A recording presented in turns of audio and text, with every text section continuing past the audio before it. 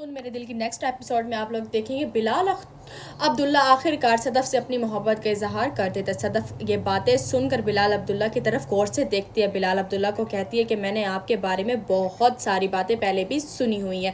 بابا کو بھی میں نے کہا تھا جب میں آپ کے آفس میں کام نہیں کرنا چاہتی، مجھے کبھی بھی اس بات کا اندازہ نہیں تھا کہ میں اس طرح آپ کے آفس میں کام کروں گی، لیکن آپ نے میری مجبوری کا فائدہ اٹھائیں گے۔ یہ بات سن کر بلال عبداللہ کہتا ہے کہ میں سچ میں تم سے بہت محبت کرتا ہوں، میں تمہاری مجبوریوں کا فائدہ نہیں اٹھا رہا، میں نہیں چاہتا کہ میں کبھی بھی تمہارے بغیر رہوں، اور میں تم سے بہت زیادہ محبت کرتا ہوں۔ صدف کہتی ہے چاہنے یا نہ چاہنے کا تعلق اس بات سے نہیں ہے کہ میں آپ کے آفس میں کام کرتی ہوں، میں آپ سے کبھی بھی کسی قسم کا ایسا کوئی بھی تعلق نہیں رکھنا چاہتی۔ آپ بہت ہی اچھے انسان ہیں اور میں نہیں چاہتی کہ آپ کے بارے میں غلط سوچوں یا غلط باتیں کروں۔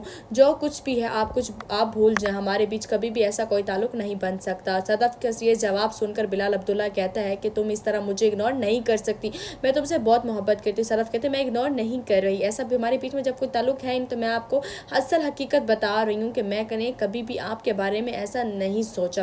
بابا نے اپنی زندگی میں ایک خاص حصہ آپ لوگوں کے پاس گزارا، وہ کبھی بھی آپ کے بارے میں غلط نہیں کہتے تھے اور کبھی بھی آپ کے بارے میں غلط نہیں سوچتے تھے، کبھی بھی انہوں نے آپ کے بارے میں کچھ بھی نہیں برا کہا، لیکن میں نہیں چاہتی کہ آپ ایسی بھی کوئی بات کریں۔ آپ بہت ہی اچھے انسان ہیں اور لیکن آپ میرے بارے میں جو کچھ سوچتے ہیں ایسا کبھی بھی نہیں ہو سکتا، میں کبھی بھی آپ سے کسی قسم کا ایسا کوئی تعلق نہیں رکھ سکتی۔ اگلے سین میں آپ لوگ یہ بھی دیکھنا چاہ رہے ہیں کہ زہریار اپنی ماں کو کہتا ہے کہ یہ سب کچھ میری وجہ سے ہو رہا ہے، اس گھر میں سب میری وجہ سے پریشان ہے، بابا بھی شاید میری وجہ سے اس دنیا سے چلے گئے ہیں۔